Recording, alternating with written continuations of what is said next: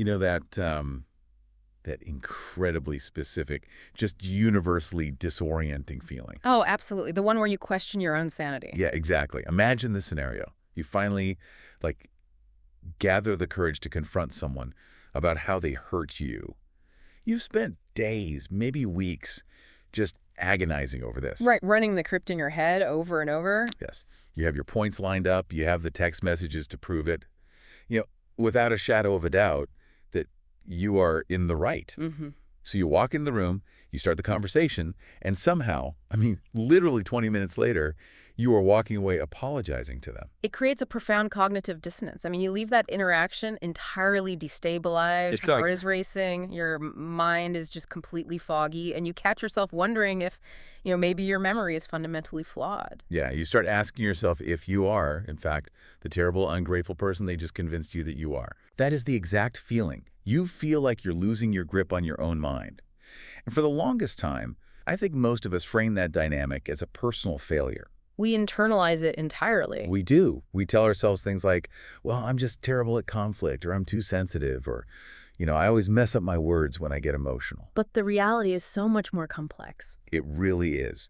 And that's why we are taking a deep dive today into a stack of clinical research, trauma studies, and behavioral science that proves something entirely different. You aren't failing. Not at all. You are colliding with a highly evolved, deeply entrenched psychological mechanism. And that is our core mission today. We are entirely avoiding pop psychology buzzwords here. Right. No TikTok diagnoses today. Exactly. We're going to dissect the actual clinical architecture of toxic dynamics. Specifically, we're exploring the paradox of the vulnerable narcissist. Wow. Yeah. And the highly calculative strategy of the virtuous victim, plus a truly devastating communication pattern known as DARVO.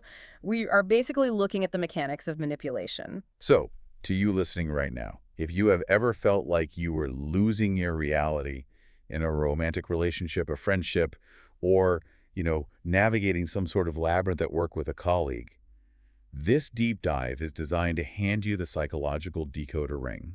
It really is. We're going to walk through the underlying wiring of these behaviors so you can finally see the pattern. And the remarkable thing about this specific psychological pattern is that once you see the structural scaffolding behind it, you just cannot unsee it. It changes everything. It completely changes the way you process every conflict moving forward. So let's start by dismantling the stereotype. When we hear the word narcissist, I feel like culture has trained us to scan the room for a very specific caricature. Right, the loud chest-thumping type. Exactly. We look for the grandiose, arrogant show-off, the person who demands the best table at the restaurant or talks over everyone at the meeting and constantly posts highly edited photos of their luxurious life. It's the classic overt presentation. But the clinical research we are looking at today poses a terrifying counter-question. What happens when the abuser isn't the loudest person in the room, but the quietest? Yeah, clinical psychology recognizes a completely different presentation of pathological narcissism, and it's one that often just flies right under the radar of the general public. Because it doesn't look like what we've been taught to look for. Precisely. It is clinically referred to as covert or vulnerable narcissism. On the surface, this individual presents as the absolute antithesis of the grandiose stereotype. Okay, so what do they look like? Well, they appear shy, highly introverted, anxious, and they carry this persistent aura of being perpetually misunderstood by the world. Oh, wow. Yeah, they project this aura of intense, almost tragic fragility. Which is a brilliant camouflage, actually. Yeah. Because that presentation instantly pulls in empathetic people. It acts like a magnet. It does. When you see someone who looks fragile, your biological instinct is to protect them. Your brain doesn't signal that you need to protect yourself from them. And that is the inherent trap. To understand the machinery of why they act this way, we really have to look beneath that fragile surface at the unconscious psychological mechanism driving the behavior. Okay. Clinicians refer to this core engine as the phenotypic split. I want to pause on that term, actually. Phenotypic split. Because in biology, a phenotype is the observable characteristic of an organism, right? Like having blue eyes or brown hair. Yes, exactly. So what is splitting in their psychological phenotype? It is a massive defining fracture between their conscious and unconscious self-image. It's essentially two warring identities occupying the exact same mind. Wow. Okay, break that down for me. Well, Consciously or explicitly, the covert narcissist holds a grandiose fantasy about themselves that is every bit as inflated as the loud narcissist. Wait, really? So they still have the ego? Oh, absolutely. They genuinely believe they possess unacknowledged genius, extreme uniqueness, and an inherent moral superiority. They secretly harbor the conviction that they are fundamentally better than everyone else. But they just think the world is too ignorant to recognize it. Exactly. That's their conscious belief. Okay, so that is the conscious side. What is happening unconsciously? Unconsciously, on an implicit level, their self-image is entirely saturated with shame, inferiority, and a profound sense of worthlessness. I am trying to wrap my head around how those two realities coexist. I mean, it sounds exhausting. Does that mean the fragility is completely fake? Like, are they just putting on an act to manipulate people? This is a crucial distinction. No, the fragility is not a conscious act of theatrical manipulation. The pain they feel is entirely real to them. Okay, so they are genuinely hurting. Yes.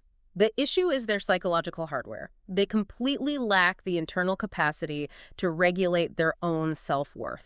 Which most healthy adults can do, right? Right. Most healthy adults can soothe themselves when they face criticism. A covert narcissist just cannot.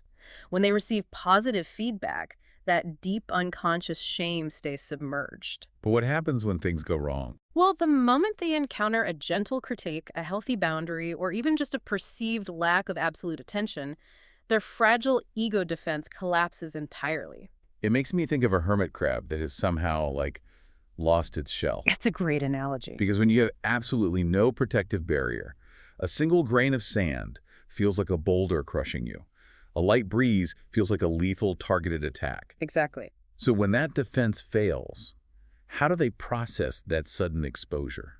It feels like psychological annihilation to them. The shame flooding their nervous system is so intense and intolerable that their brain just cannot process it internally. So what do they do with all that pain? To survive the psychological collapse, their mind instantly converts that internal agony into outward hostility or extreme victimhood. Oh. They utilize what clinicians call passive grandiosity. Passive grandiosity. Yeah. Okay, what does that look like in practice? Well, instead of overtly demanding applause, they fish for compliments. They sigh heavily in the corner until someone asks what is wrong. They withdraw punitively. Or they portray themselves as martyrs who sacrifice everything for ungrateful people. Precisely. They leverage their visible suffering to extract the external validation they require to stabilize their fractured identity. It is passive entitlement. It's like they're saying, I am suffering more than anyone else in this room, therefore you owe me your complete deference. Exactly right. But that raises a logistical question for me. If their self-esteem is that fragile and they are this easily annihilated by just everyday friction, how are they functioning in society? That's a great question. I mean, how are they holding down jobs or maintaining long-term relationships without constantly collapsing into a heap? They manage to navigate the world by fundamentally restructuring their reality. They build an entire impenetrable identity around their suffering. Wow, an identity built on suffering. Yes. In the behavioral sciences, this specific adaptation is known as the tendency for interpersonal victimhood. It's frequently abbreviated as TIV in the research. And the sources are very careful to distinguish TIV from simply, like, having a terrible day or going through a genuinely traumatic event, right? Absolutely. It is not a temporary emotional state. It is described as a permanent organizing narrative of the self. Yes. Let's look at the data on how this operates in daily life, because the research identifies 4 distinct pillars that prop up this tendency for interpersonal victimhood. Okay, what's the first pillar? The first pillar is a relentless need for recognition, and the hidden emotional reality here is deeply counterintuitive. They do not actually want to heal from their emotional pain. Wait, they don't want to get better? No, because healing means losing their leverage. Of course. To heal is to relinquish their interpersonal power. Precisely. They do not want a cure, they want a permanent audience. That reframes so many frustrating conversations I've had. You sit there offering logical solutions to their problems, trying to help them fix the issue, and they just become increasingly enraged with you. Right, because you are missing the point of their complaint. Yeah, you are trying to solve the problem, but to them, you're trying to take away their power source. The second pillar relies on moral elitism. Moral elitism. This is the deeply internalized belief that their profound suffering fundamentally elevates them. They believe their pain makes them a better, more pure, more moral person than everyone around them. And consequently, they're completely beyond reproach or criticism. Exactly. The third pillar listed in the research is a severe lack of empathy. Which feels incredibly tragic, actually, because on the outside, they often claim to be highly empathetic empaths. You see that word thrown around a lot. You do, but the clinical reality shows something else entirely. They are so entirely consumed by the roaring fire of their own internal emotional pain that they literally lack the bandwidth to register the feelings or needs of anyone else. They just don't have the space for it. Right. And the final pillar is interpersonal rumination. They maintain an exhaustive, meticulous mental database of every past wrong, every slight, every perceived betrayal they have ever endured. I want to push back on that one specifically, because keeping a mental database of past wrongs just sounds like holding a grudge, and everyone holds grudges. Yes, grudges are normal. Like, I still remember when my college roommate threw a party and ruined my favorite jacket. I can still get annoyed about it 15 years later. How is this clinical pillar of rumination any different from just normal, petty human behavior? The difference really lies in the function and the frequency. When you remember your roommate ruining your jacket, it is a static memory of annoyance. Right. For an individual with high TIV, rumination is an active daily practice used as defensive ammunition. Defensive ammunition. Yeah. They do not just remember the past, they continuously cultivate it so it remains fresh.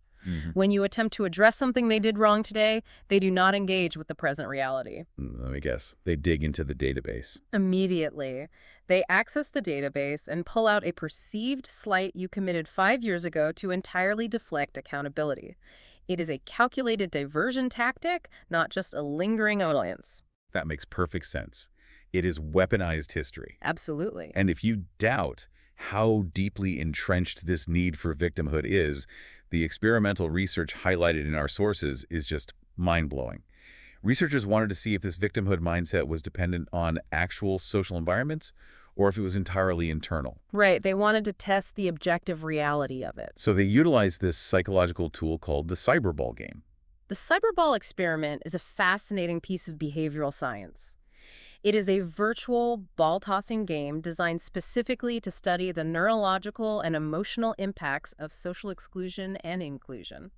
Walk us through exactly how this experiment is set up, because the methodology is what makes the results so undeniable. Okay, so a participant sits at a computer screen. Yep. They are told they are playing a simple game of catch with 2 other human participants logged in from different rooms. Okay. On the screen, they see an avatar representing themselves at the bottom and 2 other avatars at the top.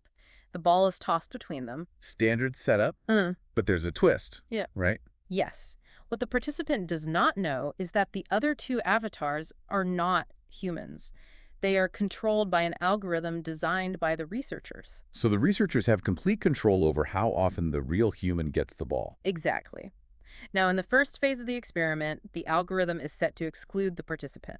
The 2 computer avatars just toss the ball back and forth to each other, largely ignoring the human player. Which would be so annoying. Understandably, across the board, participants report feeling excluded, frustrated, and slighted. Which is the completely normal human reaction to being left out. Right. But the second phase is where the real insight lies. The researchers then change the algorithm.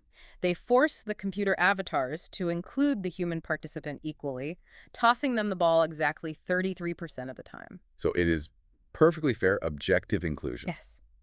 Perfectly fair. And how did the high TIV individuals, the people with this tendency for interpersonal victimhood, react to being treated fairly? The data showed that even when the objective reality changed and they were actively included, their negative cognitive biases remain entirely stable. Wow. In the post-game assessments, the high TIV individuals still reported feeling excluded, targeted, and victimized. The objective reality of the situation didn't matter at all. It did not. They actively filtered out the positive inclusion because their psychological equilibrium depends on being the victim. That is just wild. If they acknowledge they are being treated well, their entire identity structure threatens to collapse. So if their identity relies on you being the bad guy, then no amount of fairness, logic, or kindness from you is ever going to change the narrative. Never. Which brings us to a critical juncture. Because eventually, the empathetic partner, the supportive friend, or the exhausted employee reaches a breaking point. The exhaustion is inevitable. You realize the relationship is a bottomless pit. You realize you are being drained. So you finally gather the courage to confront them. And this is where things get really volatile. Right. You sit them down, look them in the eye, and say, hey, the way you spoke to me in front of everyone yesterday was incredibly disrespectful, and it really hurt. What actually happens in that moment? What follows is a highly predictable, incredibly destructive defensive mechanism. The behavioral pattern is so consistent across populations that it was actually given an acronym in 1997 by Dr. Jennifer Freyd. She's a prominent psychologist and trauma researcher, right? Yes, she is. And the acronym she coined is DARVO. DARVO, D-A-R-V-O, deny, attack, reverse victim, and offender. Let us break down the mechanical sequence of this tactic step by step, because in real life, this happens at lightning speed. It really does. It's so fast. The very first reflex of the abuser is to deny.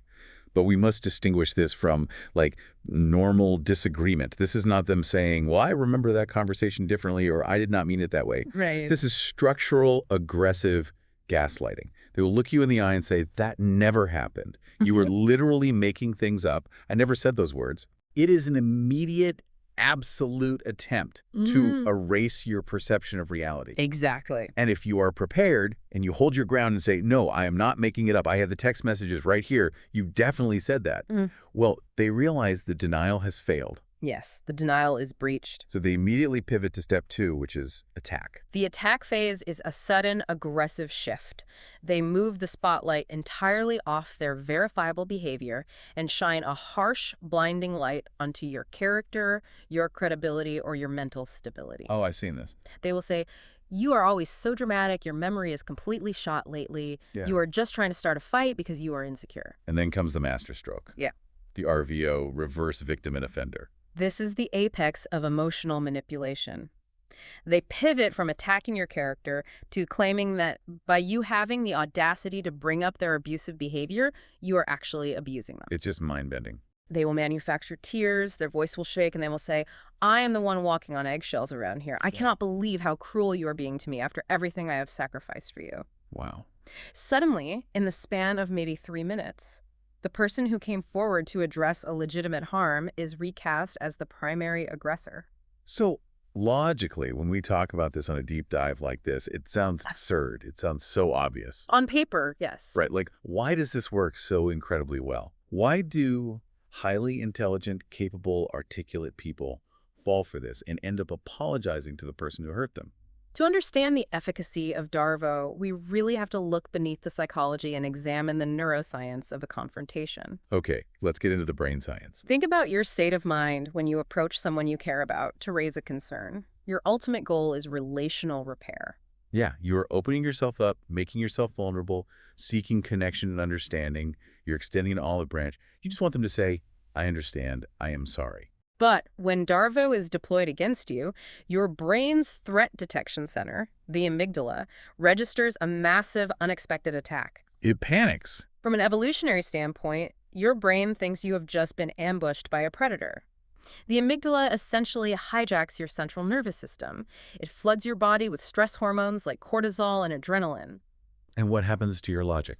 Concurrently, the prefrontal cortex, which is the region of your brain responsible for complex logic, sequencing memory, and emotional regulation, begins to power down. Oh. It goes offline because your brain is prioritizing basic physical survival over complex reasoning. I am trying to picture that physical shift. It brings up a very specific visual for me, actually. It is almost like a psychological flashbang grenade. That's a very visceral image. Right. Like you walk into a room intending to have a normal, quiet conversation.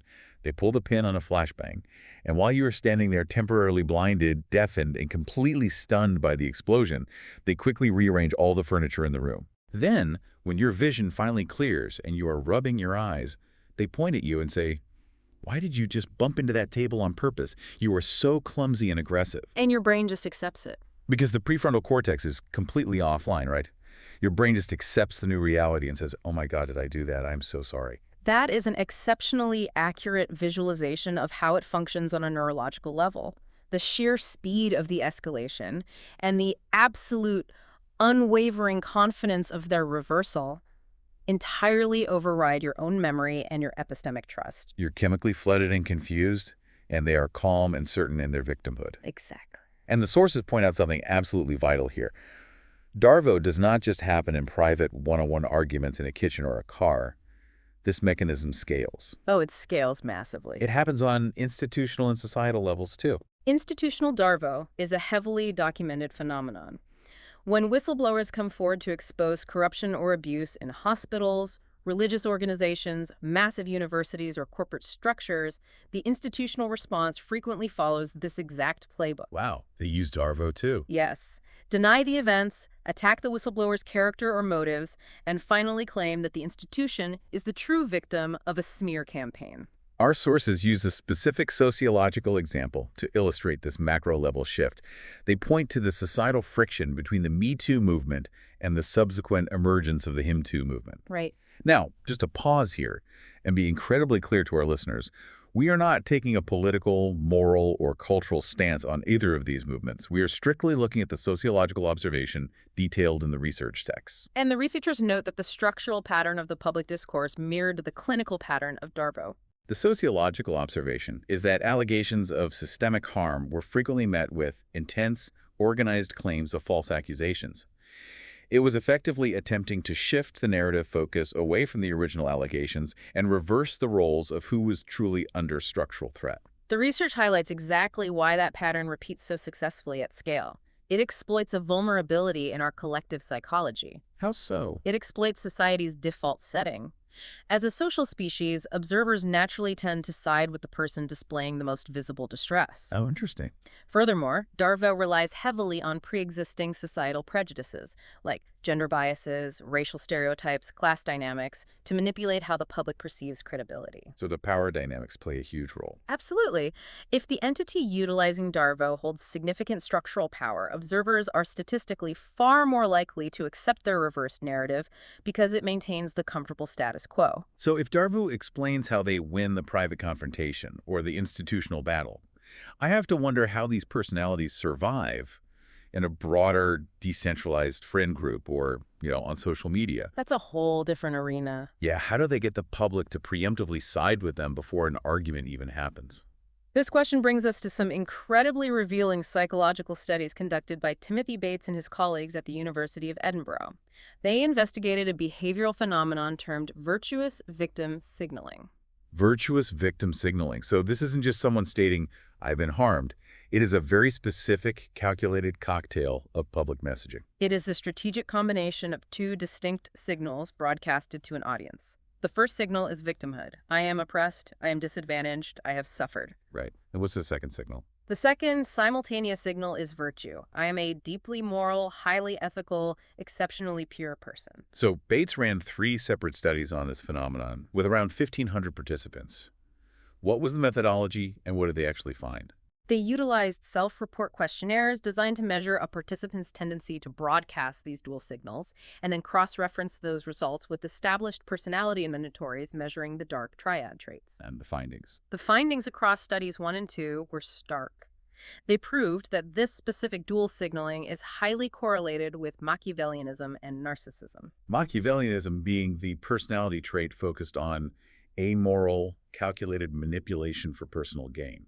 Correct. So the individuals most loudly broadcasting how victimized and morally pure they are to the public are statistically far more likely to be highly manipulative, self-obsessed, and calculating behind closed doors. But wait, how do they know the participants weren't actually just victims? Yeah. Did they control for people who had genuinely suffered? They did. That is what makes the study robust. They controlled for actual real-world victimization, including physical trauma, systemic disadvantage, and severe illness. Oh, okay. Even when accounting for those who had genuinely suffered, the strategic, repetitive broadcasting of that suffering alongside claims of moral superiority remains strongly tied to dark personality traits. And then Study 3 drops a complete bombshell in the research. Yes. Study 3 introduced the concept of sadism into the analysis.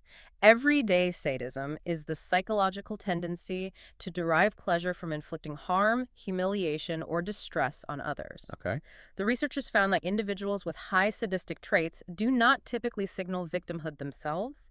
Instead, they exploit the accusations generated by virtuous victims. So they use the cover of someone else's virtuous victimhood to publicly shame, cancel, or scapegoat targets under the guise of moral righteousness. Precisely. They use the victim's accusation as a license to hunt. It provides a socially acceptable, even celebrated outlet for their sadism. They get to destroy someone's reputation while being applauded by the community for defending the vulnerable. I want to dig into the hidden emotional need here, or rather, the evolutionary psychology. Because clearly, this is a highly effective strategy. If it didn't work, human beings wouldn't use it. Right. Nature selects for what works. So why does human biology allow this manipulation to succeed so frequently? It succeeds because it hacks a vital piece of our evolutionary psychology. Human beings possess an evolved egalitarian motive. Egalitarian motive. In early human history, tribal survival depended on cooperation and resource sharing.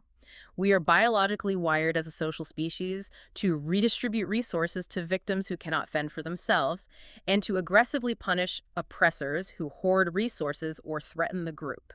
Okay, that makes sense for group survival. The Machiavellian individual understands this ancestral code implicitly. They hack it. By signaling victimhood, they extract resources, time, money, leniency, social status. Wow. And they use their signaled virtue as an impenetrable moral shield against any scrutiny of their own toxic behavior. I really need to push back here for a second, because discussing this feels like walking a razor-thin tightrope. It definitely is. Isn't it incredibly dangerous to question someone's victimhood? Doesn't looking at this research run the risk of turning us into victim blamers? If someone says they are hurt, shouldn't our default societal response be to believe them and offer support? That is the exact moral tension this research highlights, and defining the clinical boundary is paramount. The researchers are very clear on this. Okay, what is the boundary? Genuine survivors of harm seek recognition as a transitional stepping stone. They speak out to process trauma, establish healthy boundaries, and eventually move forward with their lives. Okay, so there is an end goal of healing. Exactly. For a genuine survivor, victimhood is a transitional state. For the dark triad signaler, victimhood is the endpoint. Ooh. It is not something they want to heal from. It is a permanent identity used as a get-out-of-jail-free card to endlessly excuse their own abusive, non-reciprocal behaviors. So they never want it to end. Right. Questioning a highly manipulative cyclical dynamic is not victim blaming. It is the necessary recognition of a highly sophisticated form of predatory behavior. Victimhood is the endpoint. Yeah. That is a massive, paradigm-shifting distinction.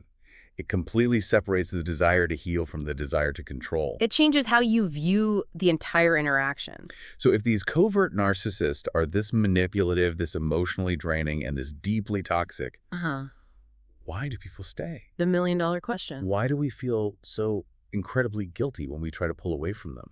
And who exactly are they scanning the room for when they look for a partner or a friend? To answer the question of why we stay, we have to delve deep into trauma research and attachment theory, heavily drawing on the clinical work of specialists like Annie Wright. Okay. The first thing to understand is that covert narcissists do not target just anyone. They are highly selective. They disproportionately target a very specific psychological profile, What is the highly driven, deeply empathetic, highly capable individual. That seems entirely counterintuitive. Why target someone strong and capable? Why not target someone who is obviously weak and easy to push around? Because that driven, highly capable individual often possesses a hidden, unresolved history of childhood emotional neglect. I was looking at this in our notes. What does that childhood environment actually look like? In many of these cases, these highly driven individuals were raised in environments where they were taught from a very early age that love, safety, and attention were not freely given. It was conditional. Love was entirely conditional. It was based on their academic performance, their achievements, and most importantly, their ability to emotionally caretake the volatile or absent adults around them. Wow. So they learned early on. Yes. They were trained to hyperscan the room, anticipate the needs of others, and entirely suppress their own discomfort to keep the peace. So they were basically groomed by their childhood environment to be the perfect high-functioning battery for a covert narcissist to eventually plug into. Precisely. They have an immense capacity to tolerate emotional starvation and just keep working. And when the abuse begins in the adult relationship, a powerful, unconscious survival mechanism kicks in. What mechanism is that? Dr. Jennifer Freyd, the researcher who codified Darvo, also developed a vital concept called betrayal trauma. I have to admit, I got stuck on this concept in the readings. Because rationally, if someone I depend on betrays me, my first instinct should be to run away, right? That is basic self-preservation. You would think so, yes. But she seems to be arguing the exact opposite, that our brain forces us to stay blind to the abuse. How does that mechanism make any logical sense? You have to view it from the perspective of a child's survival. Betrayal trauma posits that when someone you depend on for physical survival, safety, or core attachment, like a parent, harms you, your developing brain is faced with a catastrophic dilemma. Because you can't escape. Exactly. If you acknowledge the reality of the abuse, you risk severing the attachment to the figure you rely on to survive. A child cannot just move out and get an apartment. So, your brain has a biological survival incentive to not fully register the harm. You unconsciously suppress your own perception of the abuse, essentially fracturing your reality in order to maintain the necessary attachment. And this carries into adulthood. Yes. The adult survivor carries this exact same mechanism into their toxic relationships. You literally blind yourself to the knife in your back because you are terrified of being alone in the dark. It's a tragic but highly adaptive survival skill. That is devastating. And the depths of this vulnerability are not just psychological, they are literally written into our biology. The sources introduce the complex science of epigenetics and intergenerational trauma. Okay, let's explore this. Epigenetics. The research of Dr. Amy Lerner and Dr. Rachel Yehuda. What are they finding about trauma in our DNA? They study how severe stress and trauma affect us on a cellular level. It is important to clarify that trauma does not mutate your underlying DNA sequence. Right, it doesn't change your fundamental code. Instead, it alters how your genes are expressed. Through a process called DNA methylation, severe stress changes the way your genes respond to future stress. Yeah. Lerner and Yehuda demonstrated that the biological effects of trauma can actually transmit from parent to child. Meaning, if my parents survived a highly abusive, terrifying environment, they could pass that biological stress response down to me. Yes. Your nervous system might literally be carrying the hypervigilance that your parent developed in their abusive environment.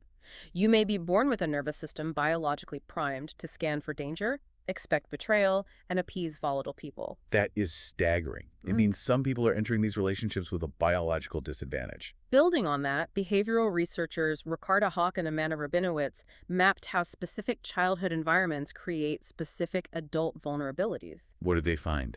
They demonstrated that chronic invalidation in childhood, having your reality constantly denied or minimized by your parents, perfectly maps onto chronic self-doubt in adulthood. Which sets the stage perfectly. It makes you the ultimate host for a covert narcissist's parasitism.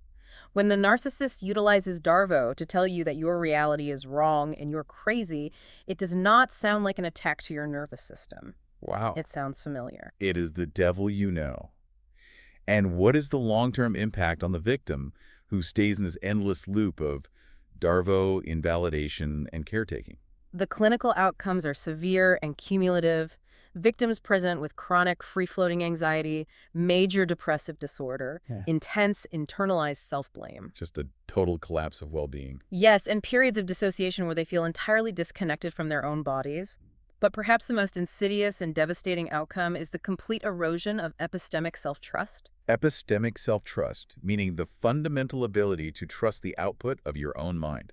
You stop believing your own eyes and ears. You lose your internal compass entirely. You can no longer differentiate between your reality and the reality the abuser has projected onto you. We really need to shift the tone here, because we have spent the better part of this deep dive outlining the heavy, dark architecture of this matrix. It is very heavy. We have defined the problem.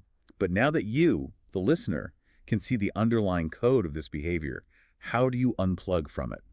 How do you reclaim your reality from a covert narcissist? Healing requires highly specific, evidence-based behavioral interventions because the primary injury is the loss of your epistemic self-trust.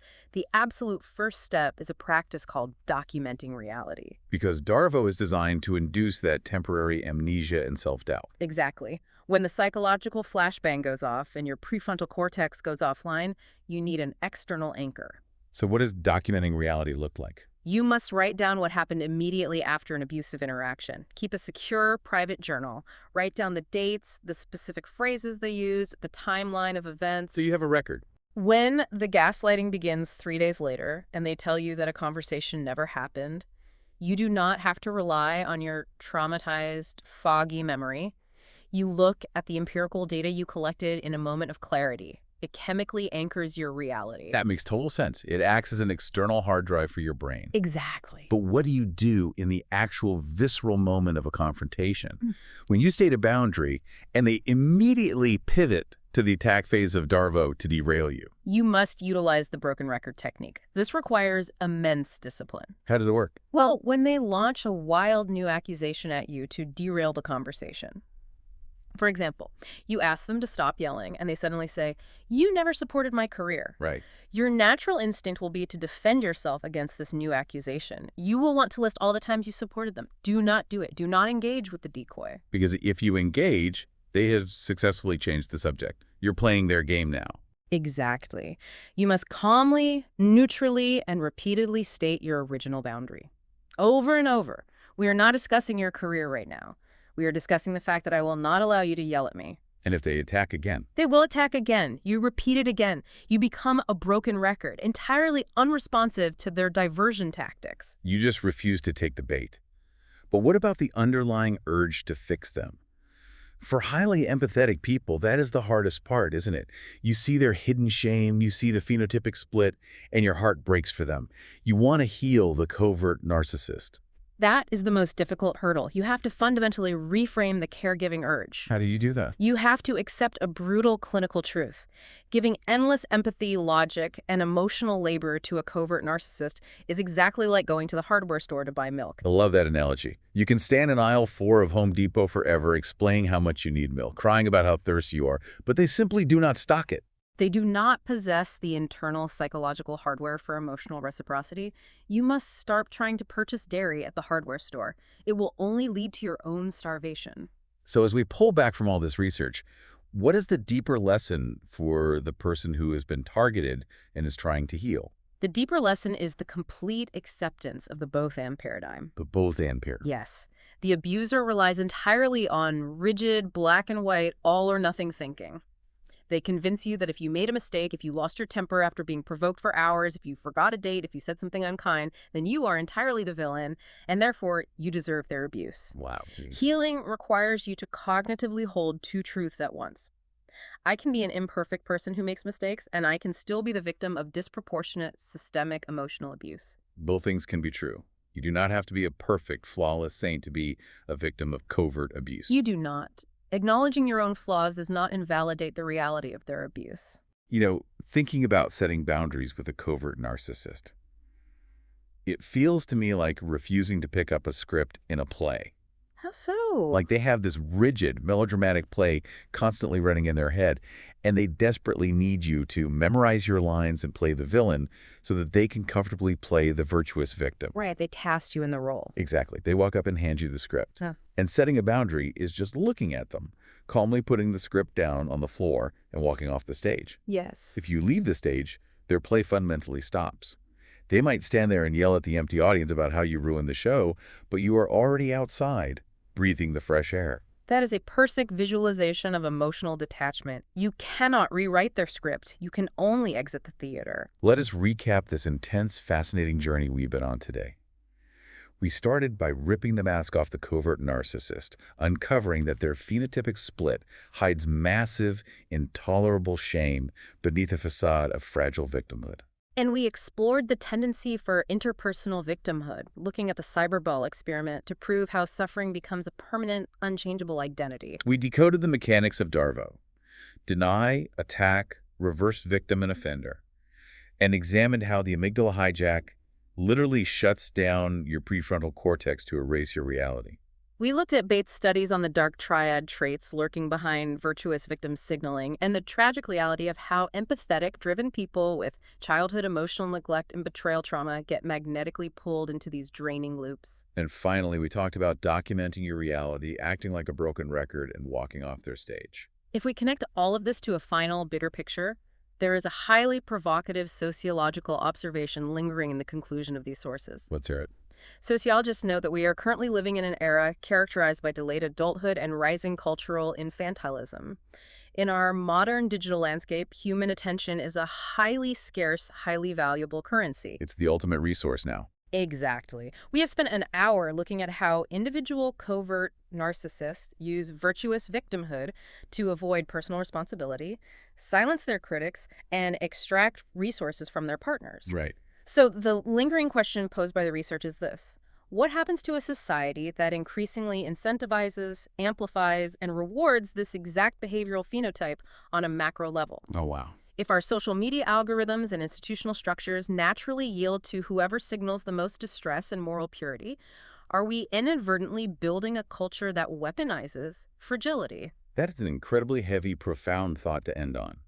Because if we are rewarding that exact phenotype at scale, the hardware store is only going to sell fewer and fewer cartons of milk. That's a sobering reality. To you, the listener, thank you for taking this deep dive with us today. If any of the mechanisms we discussed resonated with your own experiences, remember, write things down to anchor your mind, trust your gut, and fiercely protect your epistemic trust. It's the most valuable thing you have. Never forget that true, healthy vulnerability is designed to connect us to one another. But weaponized vulnerability is designed to control you. Until next time.